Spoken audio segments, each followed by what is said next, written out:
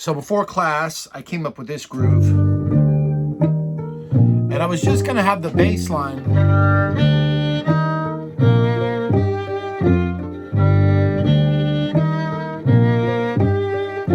Which is very modal, right?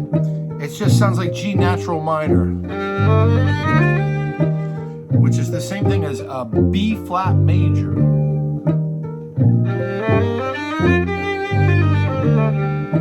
So you want to just play that B flat major and just kind of get your way around that key signature. Two flats. Two flats is what it is, B flat and E flat. But the bass line, you know, like I said,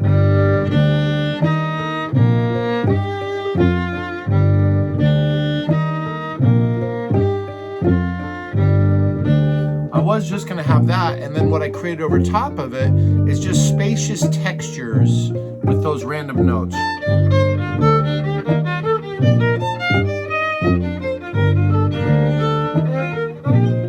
So I just kind of put those in my loops. And then I felt like it just needs to modulate. So I did the same thing in B, which sounds like...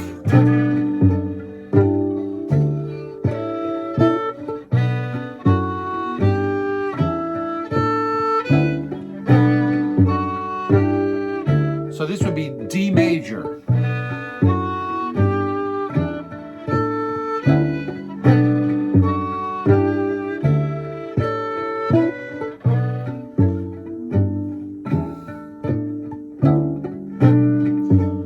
So we're going to be able to just go back and forth between these two. But I also kind of wanted to show you what it might be if I made a tune out of this, like actually composing a tune. So I was trying to come up with like a melody, you know.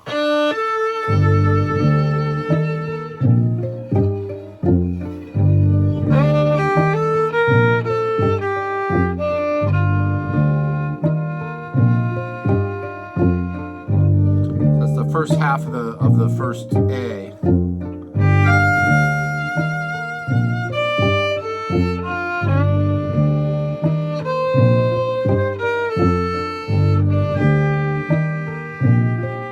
I could repeat that, right? I could repeat that melody. And then you could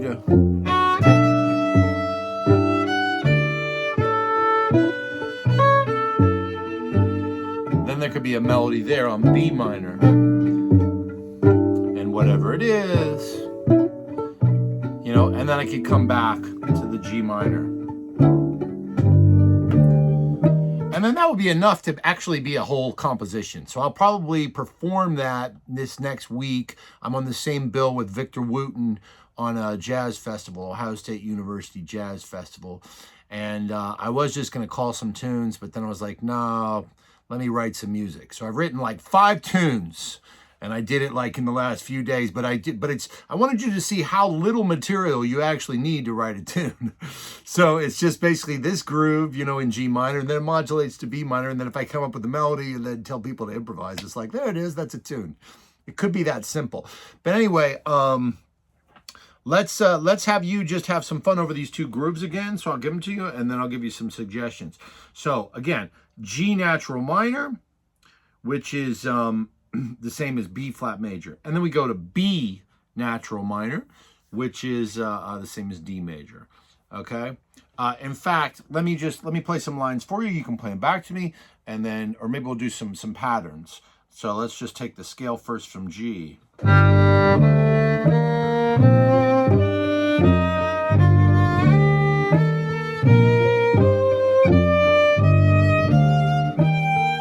Back down.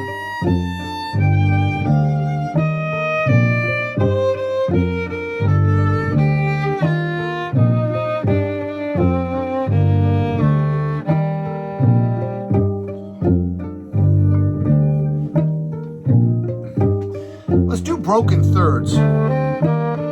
Like that. Here we go.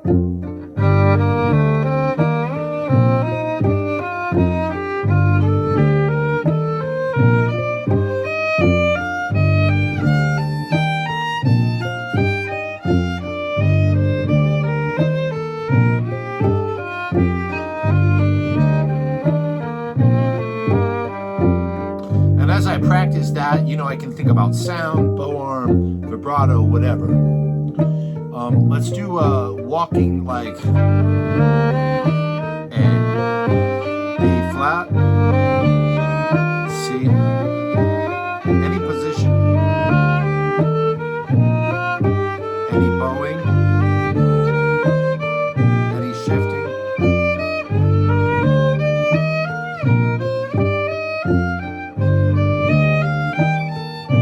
Down from B flat.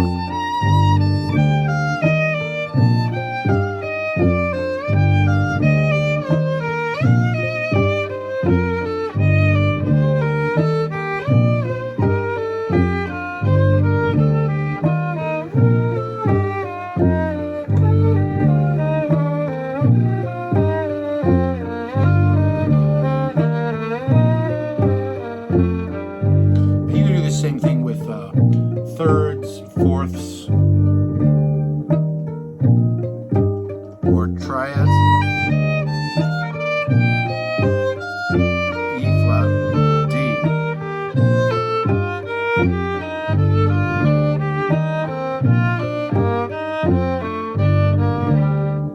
So what we see there is that we have all these triads, right? Every note in the scale creates a triad from 1, 3, 5. Now the really interesting thing about this is if you play the triads in their first or second inversion. So instead of root 3 fifth, we start with 3, 5 root. So if we do that, we'll start with G with B flat. Let's do it like this tempo. So B flat.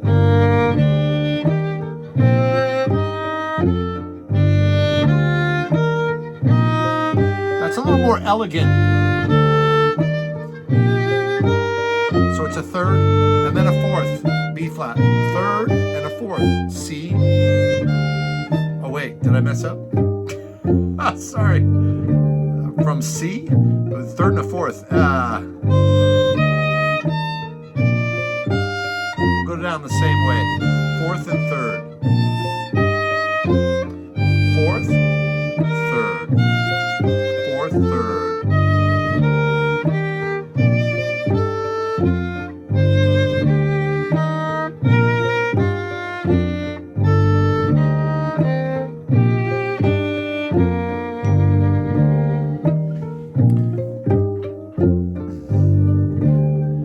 So if we take the second inversion, then G minor would start on D and it would be a fourth and a third, like, right? A fourth and a third starting from the fifth of the chord. I'm going to start it from open G though. Here we go. So a fourth and a third. A, fourth, third, B flat, fourth, third.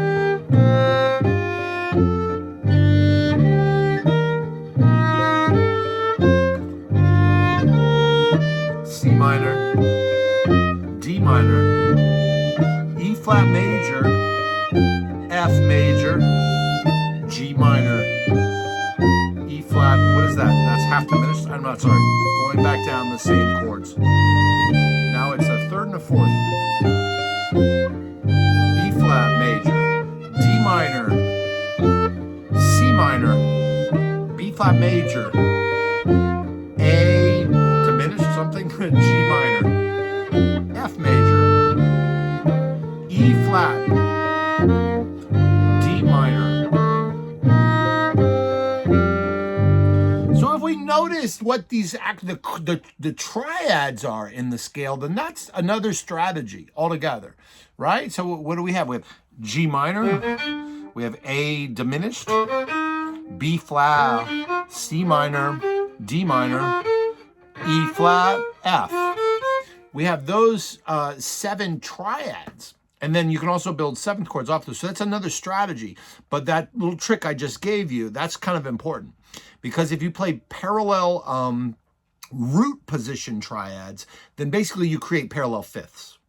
And I mean, I tell you can't play parallel fifths, but parallel fifths a lot of people don't sound as hip as when you play these other shapes. And so that's why it's a great trick if you're gonna outline triads and you want to do it in a slick way so people don't know you're doing it, then you outline the triad in first inversion and second version. But the other thing you can look at is just look at each one of those triads and say, Let me just play around each one of those triads. So it could be like, what did we just say? Well, there's a C minor. You know, there's a C minor 7 or just a C minor.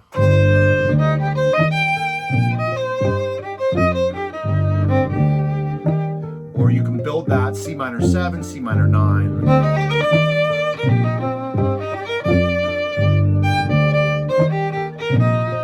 And then we know there's an F chord.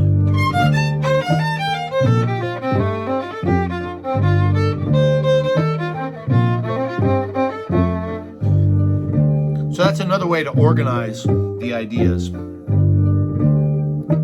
So let's do a little trading.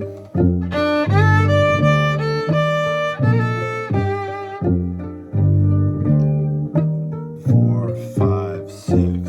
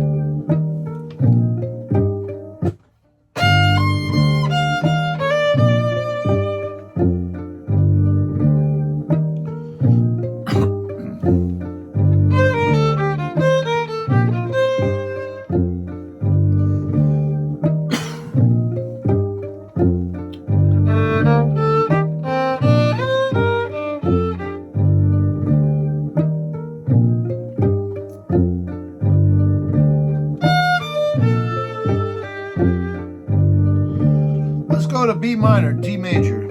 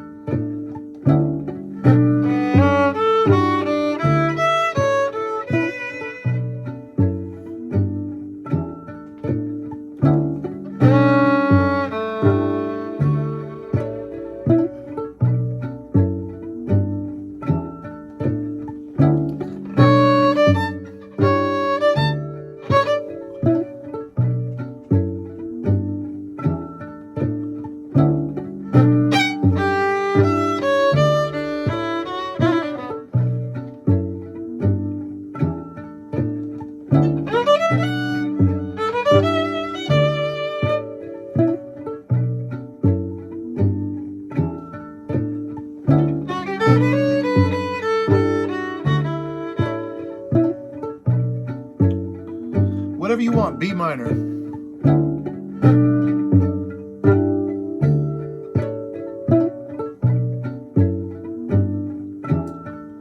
Six, 1.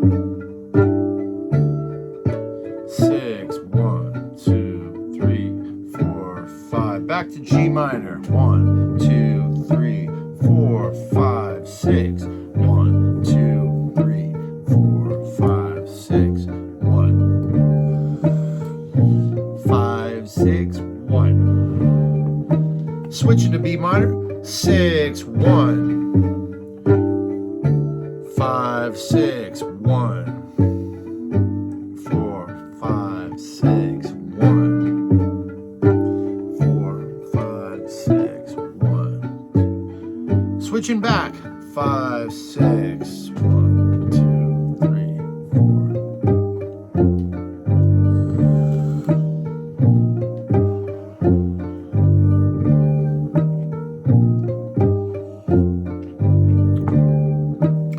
switching to B minor, 6, 1. 6, 1.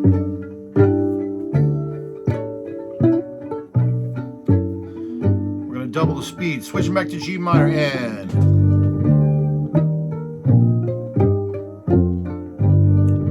now we're going to switch to B minor, 5, 6.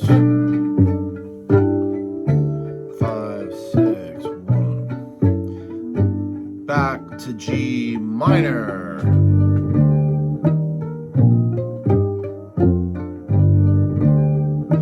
Back to B minor.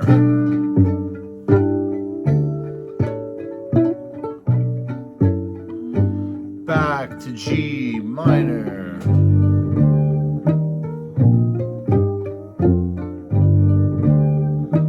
Back to B minor.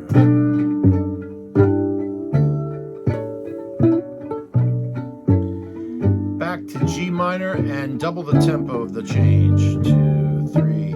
Back to B minor. Back to G minor.